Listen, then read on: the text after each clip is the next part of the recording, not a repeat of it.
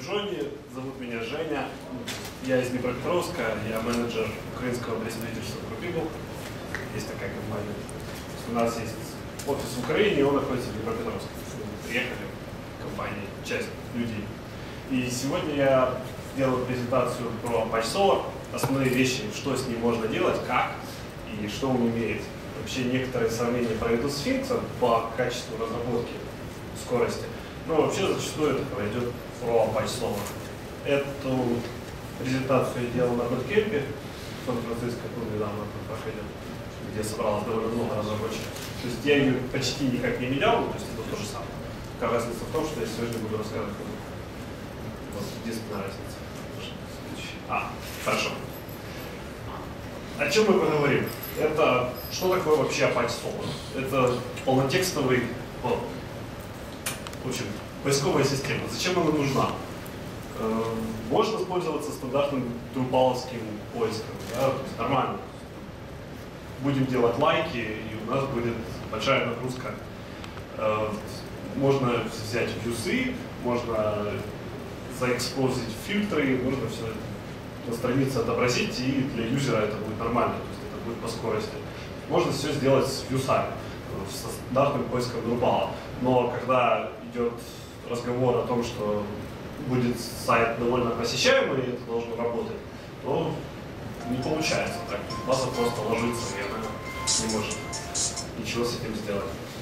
То есть приходится обращаться к third-party services, такими как является Apache Solr, либо Sphinx, который я расскажу попозже, несколько нюансов будет. О чем же мы поговорим? О том, что можно сделать в Apache Solr, как вообще инсталляция проходит, какие нужны хостинги для этого, как настраивать его, что, как, почему, и вообще какие вещи можно с ним делать. Ну, как отображать информацию, какие фильтры мы можем использовать, там, сортинг и прочее. То есть много интересного.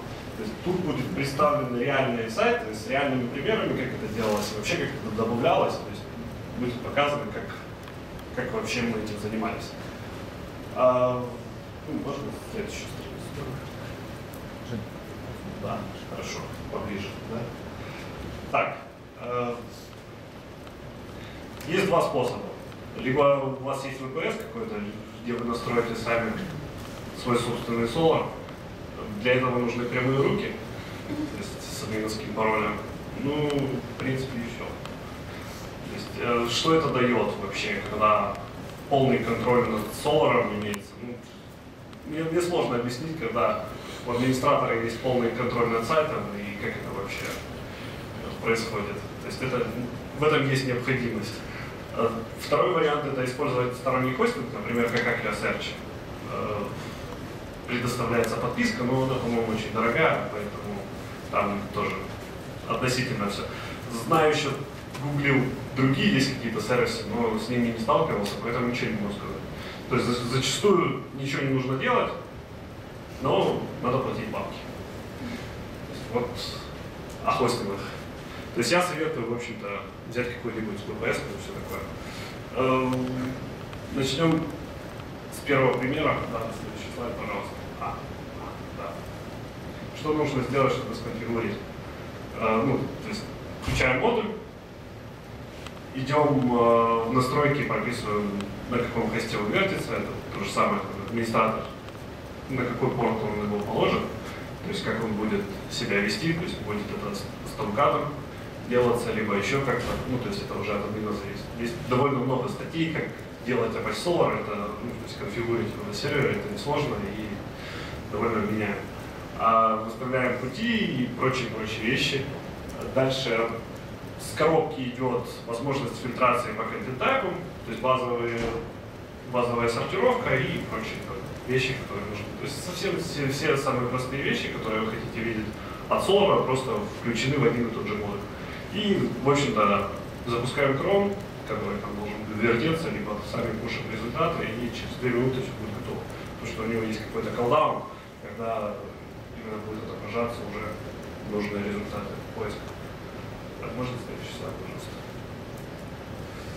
Это пример базовой инсталляции. То есть у нас есть просто результаты отображены. Да, это реальный проект Стэнфордского института, который мы делали, то есть отдельно. Там установка всякого, коррекция вьюх, там, ну, то есть один из проектов. И идея была в том, что здесь будет базовый просто Solr для того, чтобы снизить нагрузку, потому что предыдущий сайт, как бы, предыдущая версия давала очень большую нагрузку на сервер. Ну и к тому же с этим сайтом отдельная история, там его нужно было на Аквию ставить. А с Аквией, с этим DevCloud, там были некоторые проблемы с установкой того же буста, когда нужно нормально rewrite рулы писать, а там Apache, а там с файловой системой такой бардак творится, мы как они оценили. То есть реально только, наверное, Варниш спасает. Но вот я то, что не пробовал, это с предыдущей сессии, это кэшроута можно будет попробовать. Ну вот буст как-то не встал на Аквию. Ну, никак. Можно следующий, пожалуйста, слайд. То есть, что, ну вот тот же Стэнфорд, как они хотели. Они говорят, о, у нас есть ядро Drupal, мы хотим его обновлять легко, и у нас будет вертеться несколько сайтов. И, пожалуйста, нам запихните туда. И когда, как я обратился, говорю, ну, так и так. Нужен второй ключик для Solr.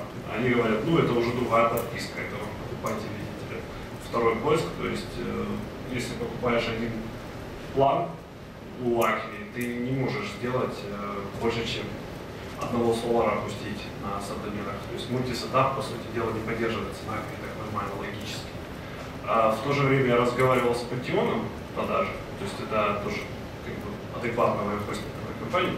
Мне говорят, что ну, мультисетап, это нестабильно, мы его совсем не поддерживаем, то есть отдельно сайты делайте, лучше с гитом разберитесь, где вы будете пушить обновления, ядра, на все остальные, то есть так будете апдейтиться, а вот мультисетап не работает. То есть передовые такие хостинги, которые нам предлагают, уже говорят, что мультисетапа нет. Круто. Ну, то есть надо переходить. Дальше, ну, что хорошего? Да, я просто следующий. Первый пример, как мы добавляем. Просто у нас есть контент-тайпы, да, у нас есть CK-филды, у нас есть Solr. Вот у нас, мы видели предыдущий пример, это просто title и body. Нам по нему ничего не нужно делать. Ну, то есть у нас ищет Solr по этим полям. А если нам нужно что-то большее, например, нам нужно добавить там, цену или модель или вес в отображение, то есть самого Solr, и там да, будет по нему происходить индексация, там можно будет сделать фильтрацию по этим полям, потом впоследствии можно будет сортинг по этим полям сделать. Что же нам нужно делать? Мы просто в своем модуле, тут он называется for all promise, есть hook search results Apache Solr update index, в котором просто вот на тип какой-то вешается и добавляется поля. По сути дела, просто ну, тут все понятно, потому что у нас есть в ноде вот такие поля цикашные, и как мы их берем и пушим в индекс.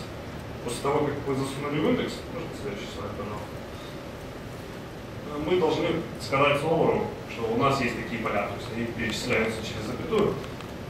Название SM перед именно названием филдов, по-моему, simple, или simple multiple или что-то такое. То есть там есть разные классы, которые ну, зачастую используются SM для таких базовых целей. И ничего, мы просто вот этой строчкой сказали, что у нас есть вот такие вот филды, которые нам нужно будет отобразить потом впоследствии.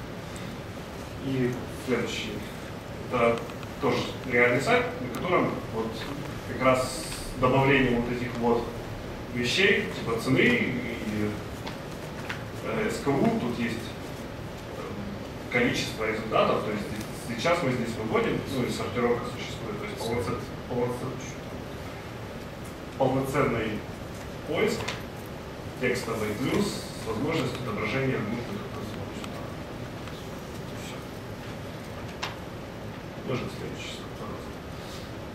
Хорошо, мы добавили результаты, нам нужно что-то сложнее. Допустим, нам говорят, что ага, если мы хотим фильтрацию по таксономии, мы хотим, чтобы результаты уточнялись впоследствии после поиска, это как раз есть Faced Search.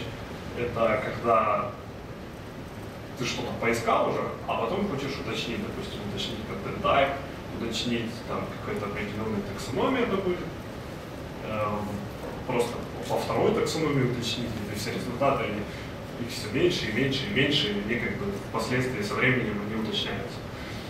То есть, что делать, если вот такая возможность, ну, необходимость возникла? То есть это для шестерки сейчас описывается, там семерки немножко другая ситуация с этим модулем. То есть, что нам, какие у нас есть опции?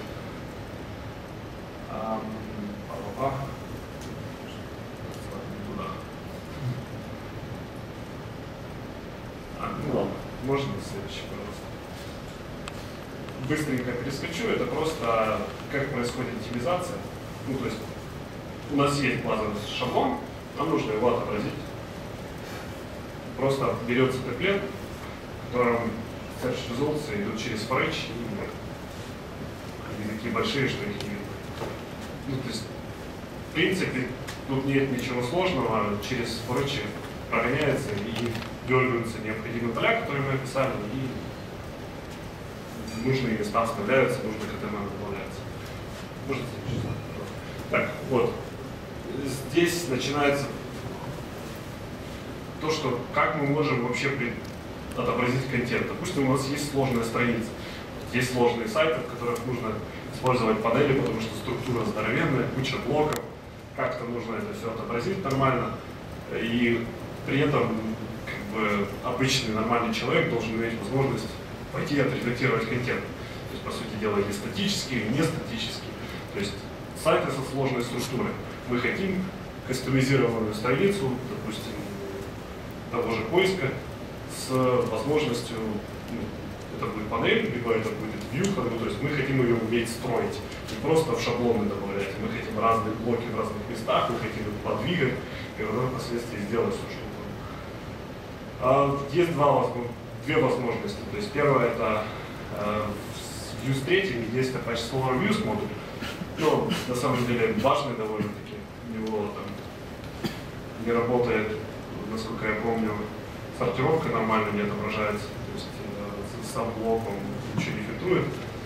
Что он позволяет делать? Он, после того, как его поставишь, в вьюхах есть поля, которые были добавлены в Solr, и можно на основании вьюх его нормально презентовать. То есть, по сути дела, там, по-моему, Роберт Дуглас писал об этом, о Future of the Solr, какие-то статьи были. На самом деле это довольно давно было, год назад, и как бы, разработка особо далеко не продвинулась, то есть ну, замерзла, и это все работает не очень хорошо. Второй вариант есть с помощью панели. То есть Apache Solr Panels есть модуль, который позволяет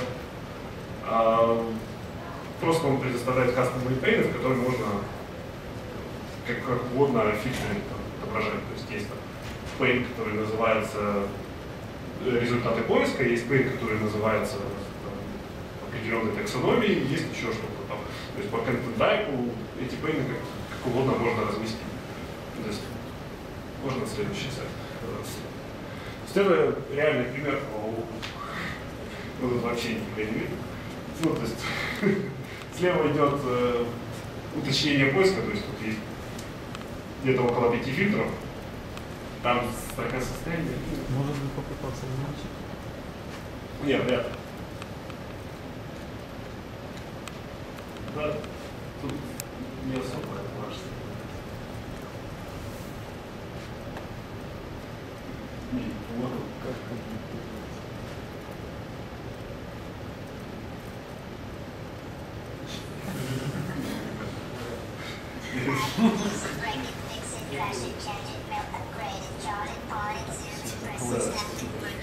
Кто знает, как это надо закрыть?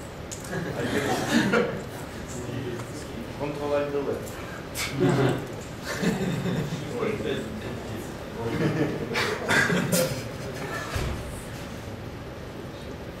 О, нормально.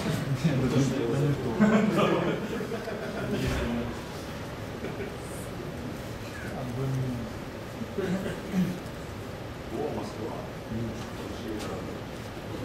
Это не то. Это не то. Это тоже сложно.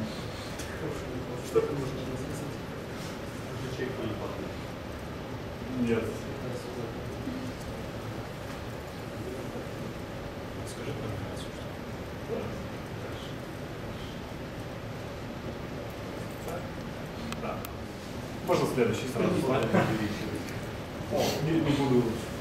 Вынесено просто на отдельные куски. То есть это таксономия, которая, допустим, style, то есть это полуфейс. На самом деле клиент попросил сделать это не фейсом, они все время, чтобы это поражалось. Пришлось отдельно писать пеймент для панелей, в котором определенного рода фильтрация, то есть полностью изменять структуру. Почти кастомное решение, просто берется какая таксономия включена в Solr настройка, и потом как бы выставлять свои query. То есть ты можешь нажать, можешь отжать, можешь выбрать там несколько, можешь выбрать из разных категорий, и это все должно как бы влиять на результат. То есть там цвета выделяются, там страны, там прочее. То есть это все сделано в Solr, по сути дела это филды таксономии, просто вот как они представлены тут и как это вообще выглядит. Ну, сначала не скажешь, что это Solr, то есть настолько хорошо с панелями это все работает и приятно, поэтому сами видите, что можно довольно интересное решение сделать. Ну, это как бы пример. Можно дальше. Так. Что же семерка из себя представляет? Какая разница нам есть в семерке и какие новые вещи есть? Ну, во-первых, классная штука, мне очень понравилась, это когда делаешь Face API, свой собственный блок. То есть есть какой-то у тебя контент, допустим, в определенном этапе есть текстовое поле. Вот, по этому текстовому полю надо выбрать результаты, то есть сформировать выборку, и потом это сделать фейсом. То есть, чтобы можно было уточнить результаты. Зачастую фейсом предоставляется таксономия, ну, ограниченные возможности. А тут надо как бы выборку свою. То есть там есть возможность уже как бы нормальное исследование и классы добавить свой собственный блок и отображать результат. А потом в семерке есть возможность отображать Solr на разных страницах, то есть без каких-то вообще проблем. То есть указывается путь, по которому доступность будет. Ну, то есть с панелями это тоже можно сделать, но здесь это более адекватно. И то есть как мы просто работаем с документами, то есть на разных страницах мы просто можем отображать, добавлять в индекс разные филды, и это будет, у нас может быть несколько поисков на сайте, и по сути дела мы можем сделать довольно адекватно. Ну, я не знаю, я не видел такого в шестерке, может, я ошибаюсь, но вот в семерке это реализовано довольно прекрасно, я бы сказал. Можно следующий слайд. То есть это тоже пример, как добавляется в индекс. То есть, по сути дела, берется там content type, сравнивается, если это наш content type, мы добавляем нужные туда поля и добавляем в индекс, там, допустим, gifs или офферы. В данном примере это нужно было сделать, чтобы на одной странице Solr отображались результаты с разных content type. То есть games, ивенты, казино и там еще что-то, плюсы. Ну и по сути дела вот одна страница идет, и там вот такие блоки по результату. То есть пришлось это сделать одним запросом, потому что чтобы это адекватно было, и просто сортировать по группам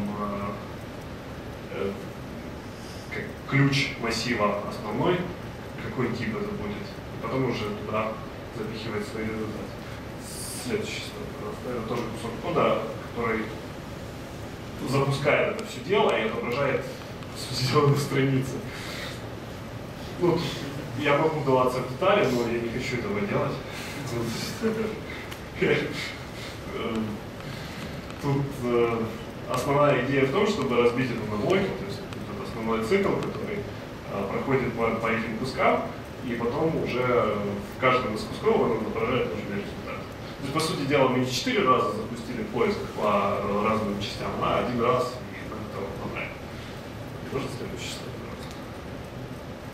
И вот по Facet API, как это вообще реализовывается. То есть это такой небольшой пример. Это наследование от основного виджета.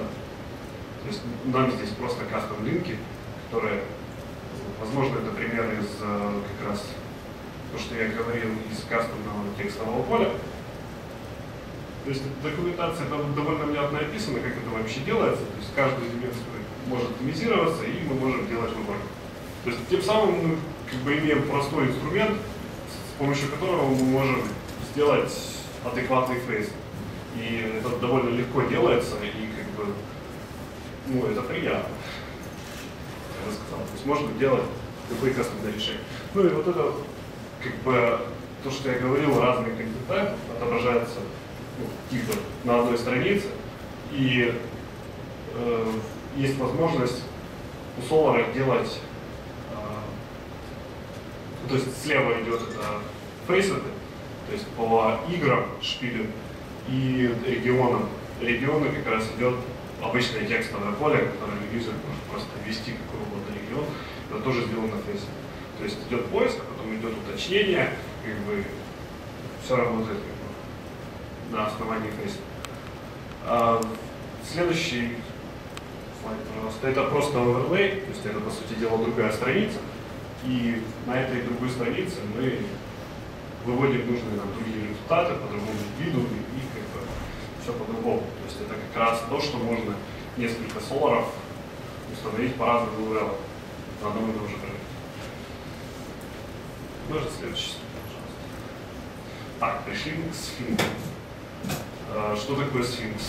Ну, тот же полутекстовый поисковая система. Зачем она нужна? Ну, то же самое, что и Solr, только работает по-другому. Разработано одним русским девелопером, по-моему, на сях. Тоже консольный такой вот стендалон демо, то есть он не интегрируется в Apache как Solr, он просто как самостоятельная тулза, которая делает индексацию, то есть тоже ее нужно настраивать с помощью рук и сторонний сервис. Я не буду сравнивать, что из них быстрее, то есть это уже вам решать.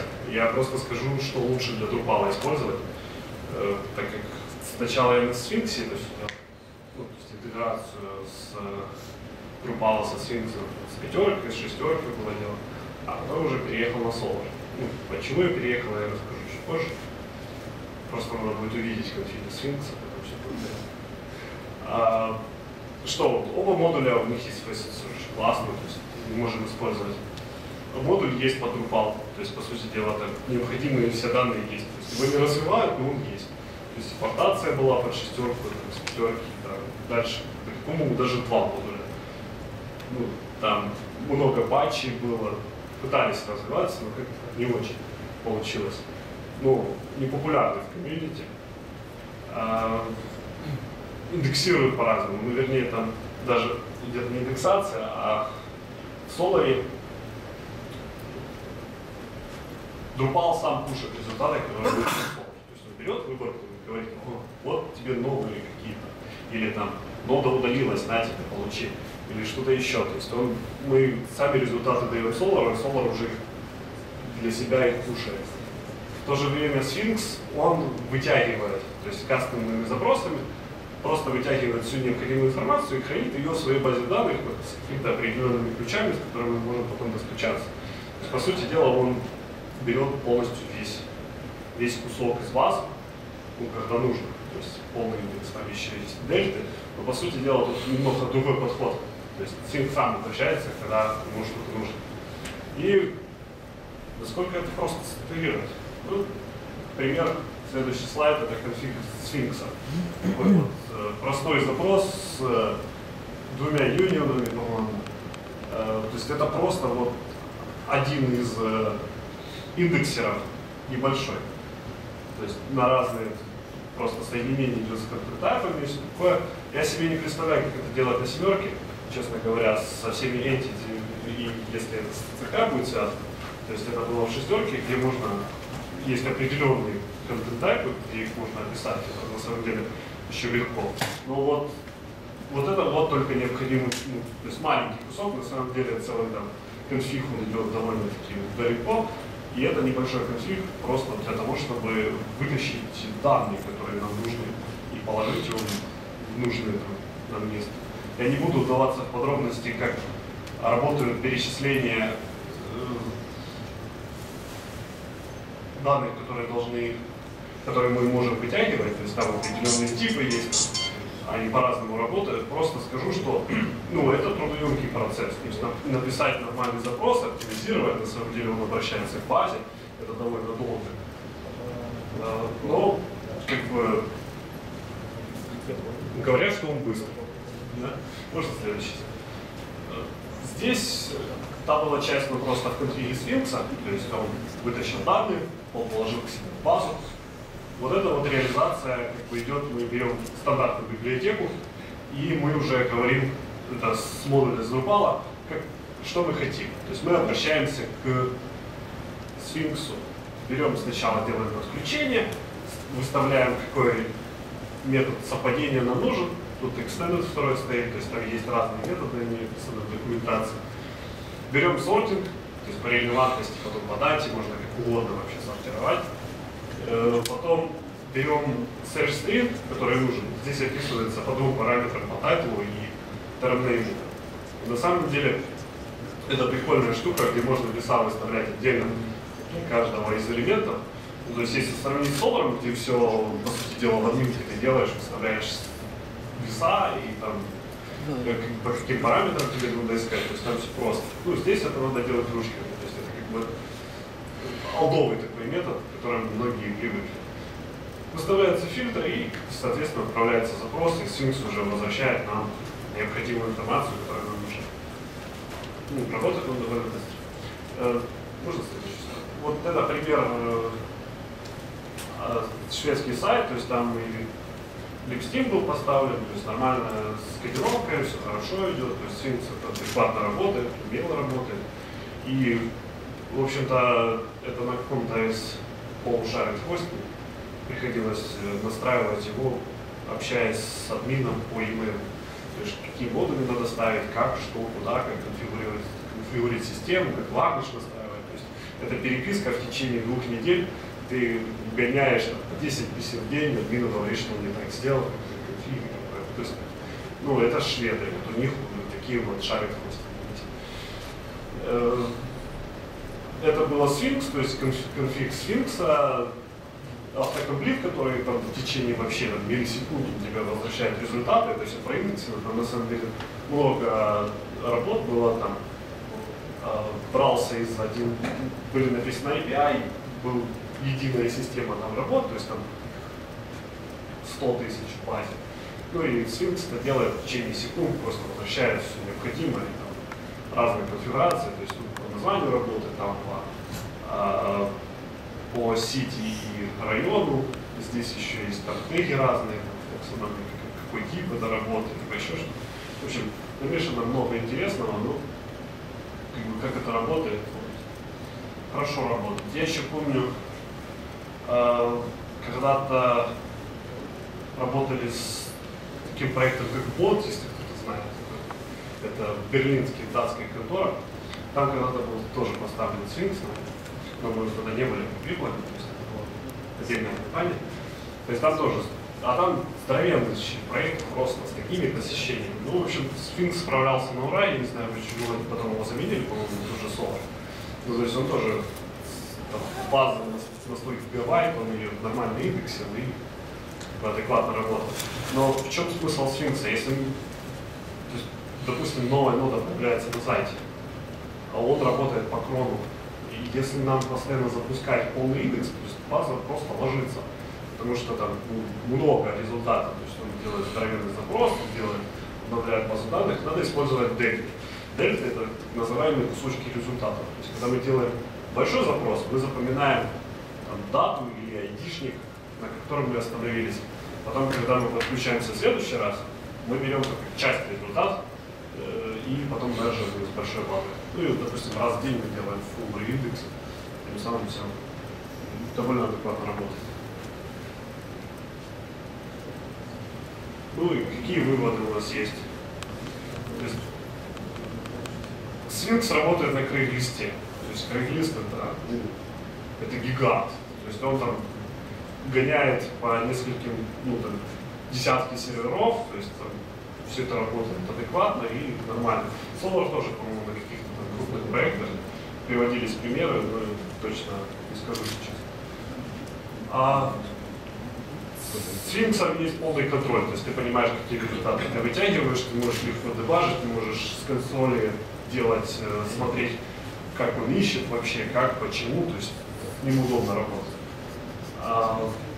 Со Sphinx можно оптимизировать как угодно SQL-запросы. То есть если ты действительно шаришь хорошо в SQL, то можно это адекватно сделать, это будет быстро, в базе обращений, как бы нормальной индексации, нагрузки будет мало, все будет хорошо. Но вот если сравнить его интеграцию с Drupal, что если там идут необходимые вещи, как апдейт или удаление или что-то еще, то здесь Sphinx уже начинает хромать. То есть если мы говорим, нам надо что-то с панелями сделать, здесь Sphinx опять же хромает. Если мы говорим, что нужно какие-то более кастомные решения, опять же Sphinx больше. То есть, если быстро и качественно, которая уже работает с коробки, здесь уже Solr. То есть у нас есть выбор, либо мы будем поддерживать отечественных разработчиков, вот Drupal что-то интегрировать, либо мы будем продолжать дальше использовать Solr, который больше на Западе. То есть у нас есть такие проблемы, которые мы могли бы интегрировать интересные решения, но на самом деле не популярны. Ну, о том, что я говорил, что Sphinx на самом деле берет результаты в Solr, просто кушается. Ну, дальше просто useful links. Это так. На них можно кликать. Тут определенная, да, в этом проблема. Ну, то есть там конфигурация на Ubuntu, там просто как с мультисайтовостью сделать какие-то индексы и прочее. Ну, интересную одну вещь замечу. То есть, допустим, есть development сервак, на котором крутится Solr. Мы можем там несколько Solr туда, несколько проектов, да, на development серваке. Ну и разные индексы. И если нужно будет, проекты будут смешаны на шестерки и семерки, нужно будет переносить конфигурацию. То есть разделять. То есть если там сервак с Apache на одном серваке есть база, на другом серваке лучше перенести конфиг семерки для Solr на базу, а шестерку поставить на Apache. Они несовместимы. Просто-напросто возникают ошибки, ты не понимаешь, почему. Тут все работало, один проект поломался, почему-то просто поломался. Столкнулся с такой проблемой, сам не знал, и там просто другая конфигурация, потому что другая логика уже системы. Ну, так. Вроде все. Все.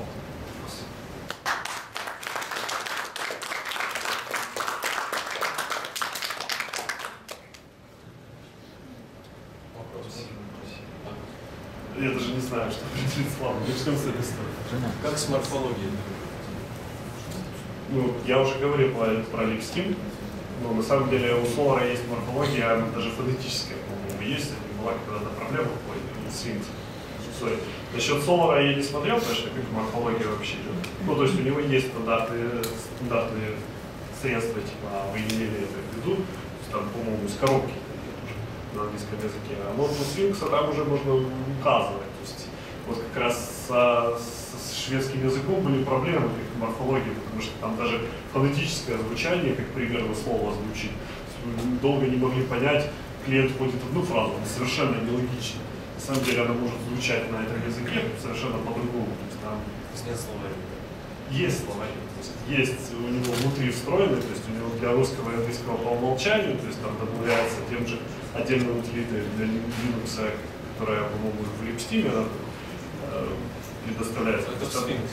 Да. А Solr у него своя. Ну, там у него огромные XML, у него очень много конфигов, то есть у него с multi-language интеграцией все в порядке.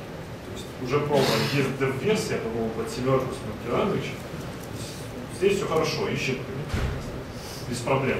Ну вот, допустим, для таких сложных языков, как арабский, где ты набираешь, допустим, 2 символа, а это должен превратиться в 3-й символ, существуют такие тоже проблемы, то Sphinx справляется хорошо, Solr тоже. То есть здесь как бы есть совместимость с multi-language, довольно адекватно.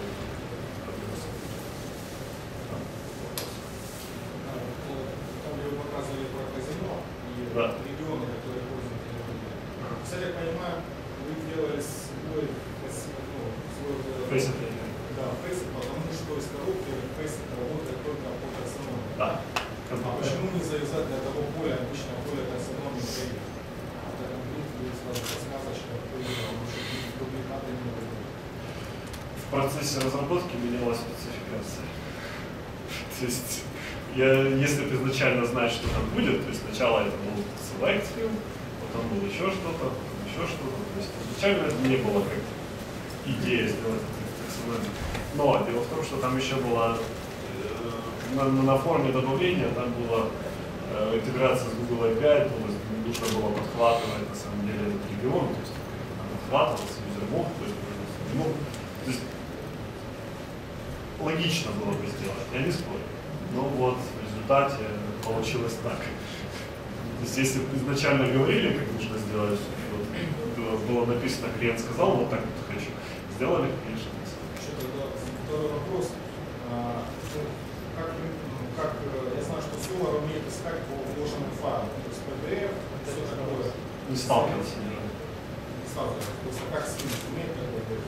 Нет, Sphinx не умеет. Solr умеет, Sphinx нет. То есть PDF, впрочем, этим не умеет. Solr умеет. Вот еще, то есть, хотели бы узнать, Solr, он, то есть, в каком-то смысле просто он текстовый поиск, возможно, немного наворочен. Ну, я в том плане, что у Sphinx, например, помимо полнотекстового индексирования, там еще для каждого, то есть он умеет еще индексировать там целые числа, например, и потом, ну, это как теги воспринимается, и там, ну, после этого, как бы комбинировать вот сам полнотекстовый поиск плюс вот эти целые числа, как теги, и там можно вот хорошо оптимизировать, ну, разные вещи при запросах к MySQL. То есть там просто поиск по этой или какие-то есть еще? Дело в том, что не делает запросы к MySQL. Ну, данные ему кидают условно. Да, я понимаю. Но... Ну, то есть, по сути дела, нам не нужна оптимизация. Ну, то есть это просто... Ну, Sphinx он вытягивает, да, а Solr туда раз, появилась новая данная, раз. Не, ну это понятно. Тут как бы немножко, ну, я примерно хочу понять, о чем идет речь, но не знаю. Да. Там по сравнению с Яндекс.Сервером. Яндекс.Сервер это тот, который за тебя ищет, то есть там... Яндекс.Сервер это фактически поисковик Яндекса, который они дают использовать бесплатно. А с интеграцией с Drupal есть? Модуля пока такого нет, но достаточно просто сделать, потому что XML файл отдается. Это тоже отдельная служба, как бы тема висит. Ну я понял. Ну то есть я не знаю, я не сталкивался с этим сервером вообще никак. Ну то есть я знаю, что вот эти вот классные. С русским языком работает. Ну там Solr не жалуется, особенно на Аксенову, Павел, автор, который его написал. Ну то есть русский человек. Я думаю, он там суппорт русского языка сделал замечательно. Не, ну Яндекс это другое, то есть там релевантность должна быть результатом. Там можно дополнительно еще внешние ссылки добавлять, которые тоже Ну, файлы можно базы. есть поисковые гиганты, вот Google, Яндекс, там совершенно другая идея, как должен вообще поиск работать, релевантность результатов. А есть то, что на сайте, по сути дела, это ты наоборот юзера лучше сделаешь. То есть, чем тот же Google и Яндекс делают. То есть они уже адаптированы, ну, как я понимаю, там есть адаптация на рекламу, и на избегание всяких бомб. То, что они отдают свободное использование без этого. Ну, это может кто-то. Да, ну не знаю, насколько там все хорошо. Можно попробовать, но я не думаю, что из этого что-то выйдет, честно. Попробуйте, выйдет. Выйдет? Хорошо. Ну, то есть я не думаю, что получится сделать что-то типа фейса там или короче. Да, это делается с помощью методек. Группировка по методекам позволяет по-разному давать. И уточнение, поэтому. Да. Хорошо. Я Ну просто. попробую. Ну, то есть, наверное, в сообществе о нем особо и не знают, потому что это, опять же, его не используют. Популярность Солрами, конечно, тоже немножко удивляет. Конечно, вон на Люсен, да, там все такое, Твиттер подобные вещи не настолько, не знаю. Это как с джинсом. Джинсы по производительности тоже очень хорошие, да? А вот почему-то не особо. С Яндекс.Сервером там еще есть момент насчет лицензии, насколько я помню. Какой-то надо. Вот последний раз, когда я с ним работал, по-моему, уже начали прекращать его бесплатное открытое распространение, может потом продолжили. И там лицензионные условия, надо логотипчики там их не оставлять. Ну, вот, не сталкивался с Яндекс.Сервером вообще никак. Не сравнивал. Ну, то есть, можно почитать вообще отзывы изначально, насколько они разнятся. Можешь еще вопрос? Да. Скажите, если в конфиге для селекта, по которому работает Sphinx, нет уникального айдишника, как обеспечить его проще? Ну, он, как известно, требует уникальный индекс. Ну, то есть там идет... Я просто решал это конкатенацией нескольких элементов, ну, айдишников. Да, Может, ну, есть какое-то другое решение для этого? Там как-то идет... там как раз в этом проекте я кто-то делал. Просто в моем селекте не было уникальности, и он ругался при индексе. Когда запускаешь индекс, он ругается duplicate found. Там как-то делается текущий айдишник select, плюс там 10, умножается на 2. Там проблема на 32-битных системах, индекс не может быть более 16 бит. Но если, скажем, более миллиона записей и умножать еще на 10 или на 100, там он ругается сильно большой индекс получается. Есть еще популярность 32-битных систем? Ну, допустим, Конечно, а почему? Не знаю, серваки 32-битные редко использующие. Вообще. Ну, мало ли, а может, ну, может такая ситуация. Да. Понятно, на 64-битной там индекс. Ну, на самом деле, вот проще всего, насколько я знаю. Не, ну это не выход, на самом деле, умножать там на 1000, а потом его откусывать, это эти нули там. Делают, и как бы, ну, я понимаю, что это нелогично, но это работает.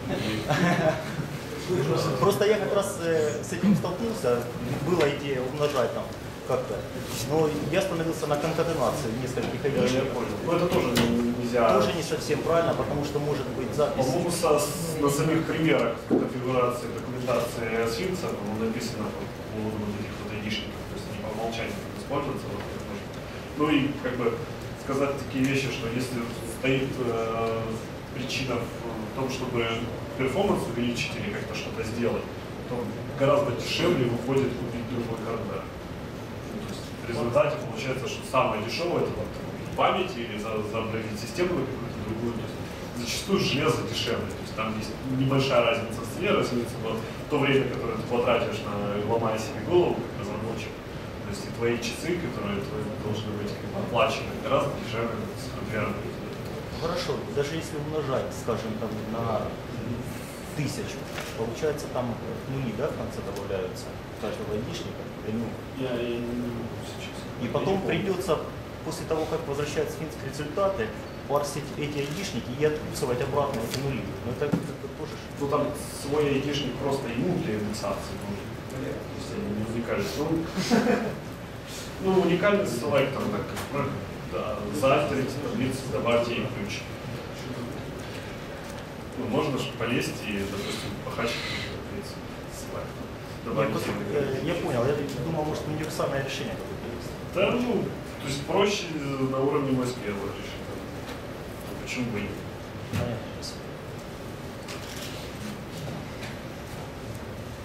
Пожалуйста. Ну что, хватит? пальцем. Спасибо.